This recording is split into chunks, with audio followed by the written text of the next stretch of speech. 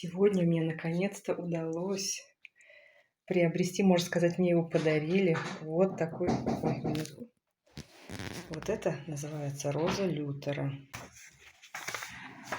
Вот это называется хоралы. Они поют и на русском, и на немецком. Под орган. Тут только мелодия, аккомпанемента нет. У органиста свои ноты. Вот, то есть мелодия без гармонии, не гармонизирована, чисто мелодическая линия. И перевела пожертвование. А мне так-то его сказали, возьмите. Главное, нигде такой я не нашла. На маркетплейсах не было. Сейчас нахожусь в молитвенном зале лютеранской церкви Казани.